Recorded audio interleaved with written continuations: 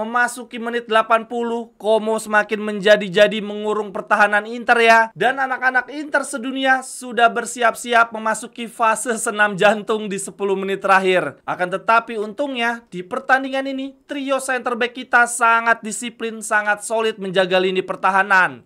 Dan bahkan di menit 90 akhirnya kill the game ya. Gol spektakuler Thuram. Jerewetan ceking kita, nyerewetin apa aja. Teman-teman yang sedang kalian saksikan saat ini adalah Cerewetin Inter. Apa kabar teman-teman semua? Semoga dalam keadaan sehat. Selamat Hari Natal untuk teman-teman yang merayakan ya. Damai dan sukacita menyertai kita semua. Amin. Jangan lupa teman-teman beli kalender Inter 2025 yang di dalamnya sudah tercantum jadwal pertandingan Inter di kalender 2025. Oke deh teman-teman, kita mulai saja cerewetin Inter hari ini. Gua akan cerewetin pertandingan kemarin malam ya, yang mana tim kesayangan kita lolos dari pressure tinggi. Gua yakin banget tuh seluruh fans rival kemarin malam berubah menjadi fans Como ya. Mereka beramai-ramai berharap Inter kepleset. Karena sebelum pertandingan Inter melawan Como, seluruh rival sudah memenangkan pertandingannya. Dan tentu saja hal ini menciptakan tekanan tersendiri bagi anak asuhan Inzaghi. Untuk jalannya pertandingan di babak pertama sangat terasa ya bahwa Inter bermain dalam tekanan, tidak luas seperti biasanya. Selain itu, dari sisi Como, mereka memang tampil luar biasa, sangat rapi. Khususnya di babak pertama ya, Como bermain high pressing dan sangat disiplin sehingga membuat Inter kesulitan membangun serangan. Ini dari sisi statistik di babak pertama, Inter memang menguasai 67% ball possession ya, tetapi pada kenyataannya kesulitan membongkar pertahanan Como. Pressing yang mereka lakukan sangat ketat sehingga Inter benar-benar kesulitan ya untuk membangun serangan dan bahkan seringkali serangan Inter terputus di tengah lapangan. Tercatat teman-teman di babak pertama sebelum mencapai menit 20, Mkhitaryan sudah salah umpan 3 kali di area permainan sendiri. Gila, high pressing banget Como. Dan sayangnya finishing Inter kembali kumat ya. Sekalinya bisa membongkar pertahanan Como, bisa memasuki kotak penalti mereka. Penyelesaian akhirnya buruk banget. Di babak pertama ada 3 peluang emas yang disia-siakan oleh Inter teman-teman. Ini yang pertama dari Mkhitaryan, dapat kesempatan shoot dari dalam kotak penalti. Setelah mendapatkan bola liar, sapuan pemain Como lemah saja mengarah ke dia. Sayangnya shoot Mkhitaryan lemah saja dan bahkan melebar ke sisi kiri gawang Pepe Reina. Lalu kemudian peluang kedua Inter dapat dari Dumfries menyambut umpan rendah saja dari Mkhitaryan. Aduh, ini tanpa penjagaan berdiri bebas di dalam kotak penalti, tetapi tendangannya masih terlalu tinggi. Lalu kemudian dapat peluang juga dari Di Marco setelah membangun serangan, umpan kaki ke kaki Inzaghi ball, cantik banget, tetapi sayangnya penyelesaian akhir Di Marco menggunakan kaki terlemah dia ya, kaki kanan lemah banget shootnya mengarah tepat ke Pepe Reina. Padahal teman-teman, andai saja ini Di Marco ngumpan ke Barella, mungkin ceritanya akan lain. Sementara itu dari sisi Como di babak pertama mereka mendapatkan 1 peluang dan menjadi shot on goal ya. Peluang yang relatif berbahaya, tendangan dari Nico Paz di luar kotak penalti. Akan tetapi sama seperti Di Marco, ini dia shootnya pakai kaki kanan, jadinya tidak terlalu kencang ya. Nico Paz ini pemain kidal, sehingga tembakan dari Nico Paz masih bisa diantisipasi dengan mudah oleh Yann Sommer. Lalu kemudian di babak kedua, seperti biasanya Inzaghi ball selalu mengincar gol cepat teman-teman. Baru 3 menit babak kedua pertandingan berjalan, Inter mendapatkan corner. Dan ini si Agus Rambut tidak menyia-nyiakan peluang ya. Dia lompat sangat tinggi lalu sundulan tajam menyambut sepak pojok dari Hakan Calhanoglu. Como yang selama babak pertama bermain bertahan sangat rapi, benar-benar fokus menjaga area pertahanan. Ini karena kebobolan di awal babak kedua, mereka langsung mengubah pendekatan permainan ya, menjadi lebih menyerang, menjadi lebih terbuka. Dan hasilnya teman-teman, di pertengahan babak kedua Como mendapatkan peluang emas ya.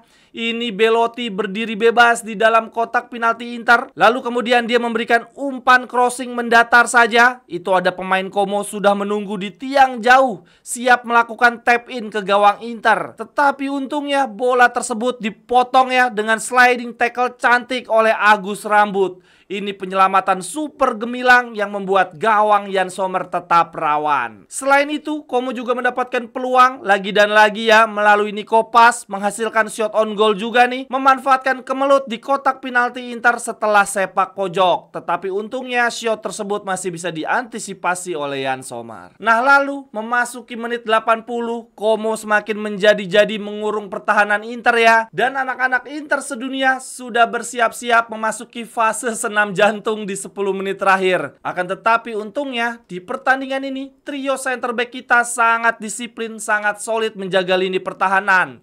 Dan bahkan di menit 90 akhirnya kill the game ya. Gol spektakuler Thuram, shoot keras menggunakan kaki kanan dari sudut sempit merobek gawang kiper berusia 42 tahun Pepe Reina. Menurut gua teman-teman, gol Thuram ini yang bikin cantik bukan cuma soal shoot keras kaki kanan Thuramnya ya, tetapi juga proses golnya. Ini berawal dari serangan Como yang terputus di tengah lapangan karena mendapatkan pressing ganda dari Fratesi dan Taremi. Ini luar biasa ya teman-teman, menunjukkan bahwa dua pemain kita yang baru saja masuk tidak bermalas-malasan. Ketika Inter kehilangan bola, mereka gigih melakukan tekanan. Nah, dari tekanan Fratesi Taremi tersebut, Como akhirnya salah umpan, bola didapatkan oleh Zielinski. Lalu kemudian Zielinski dengan cepat mengirimkan bola kepada Thuram.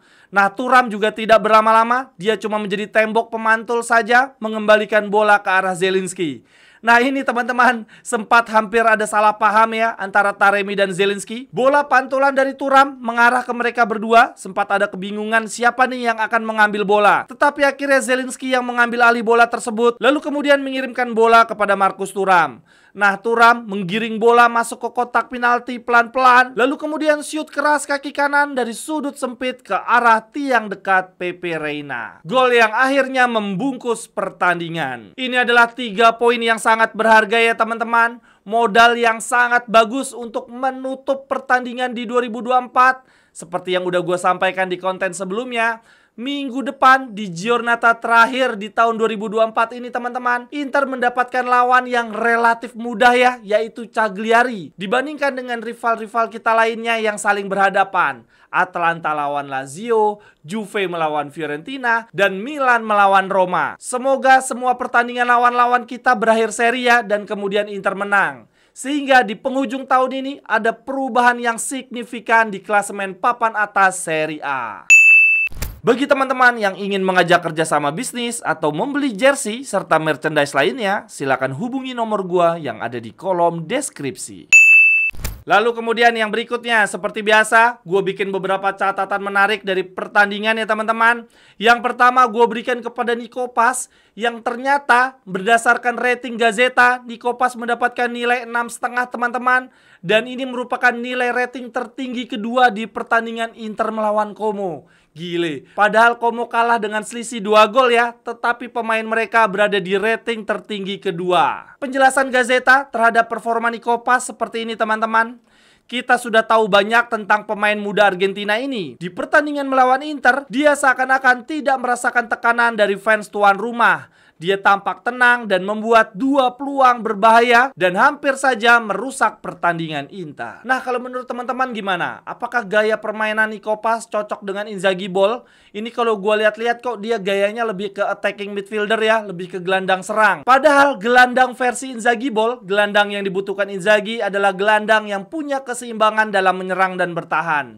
Tetapi ini Nico Paz masih muda sih, harusnya masih bisa berkembang lah dalam segala aspek. Lalu kemudian catatan gue yang kedua, gue berikan kepada Agus terbaik di 2024 ya. Akhirnya ada Agus yang brilian, menarik dan positif ya, yaitu Agus Rambut. Di pertandingan lawan Como, dia bikin 1 gol dan 1 penyelamatan gemilang ya. Jadinya nggak heran dia mendapatkan man of the match di pertandingan ini. Ketika Di Marco sedang anyap, mendapatkan banyak tekanan dari pemain-pemain Como, untungnya di sisi kiri kita masih ada Carlos Augusto. Gile ya, gue nggak menyangka sebegitu besarnya efek rambut terhadap seseorang bisa bikin dia jadi tambah ganteng dan juga jadi tambah hebat penampilannya di lapangan hijau. Lalu kemudian catatan menarik lainnya, gue berikan kepada lini belakang kita ya, sisi defense kita yang bermain tidak dengan pilar utamanya. Di pertandingan lawan Como teman-teman, center back kiri kita diisi oleh Augusto yang selama ini posisi naturalnya adalah wingback. Lalu center back tengah diisi oleh Bastoni yang posisi naturalnya adalah center back kiri. Lalu kemudian di sebelah kanan diisi oleh Jan Bisek yang merupakan pemain pilihan kedua di bawahnya Pavard.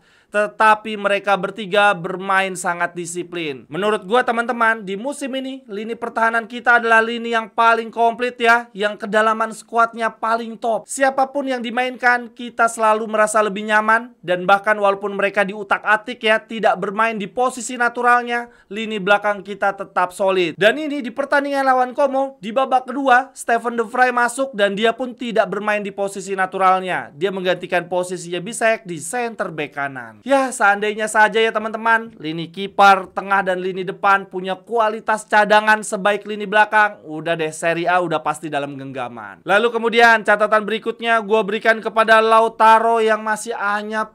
Aduh, ini kenapa teman-teman? Kapten sekaligus top skor kita musim lalu sepertinya down banget nih mentalnya. Menurut gua teman-teman, ini sepertinya perkara nominasi di Ballon d'Or dan FIFA ya. Itu Lautaro tidak sesuai ekspektasi dan mungkin ini membuat mentalnya sedikit terganggu. Soalnya ini teman-teman, kalau dilihat-lihat ya, yang kacrut dari Lautaro bukan cuma soal finishingnya. Akan tetapi ketika proses build up, proses membangun serangan, Lautaro seringkali menjadi kartu mati ya. Ketika bola ada di dia, jadi lepas, jadi gampang kerebut, dan ketika dia mengirimkan umpan juga sering salah. Namun teman-teman, performa Lautaro tidak sepenuhnya buruk ya. Setidaknya attitude dia bagus lah. Di lapangan tidak malas-malasan. Dia masih memberikan kontribusi dengan memberikan tekanan ke pemain-pemain Como ketika Inter kehilangan bola. Lalu kemudian catatan gue yang terakhir gue berikan kepada Marcus Thuram. Rasa-rasanya dia adalah most improved player ya di 2024. Thuram sebagai penyerang memang diakui ya dalam hal kemampuan dribble, membuka ruang, kecepatan, aksi individunya menawan. Tetapi dalam hal finishing, Thuram dianggap di bawah rata-rata.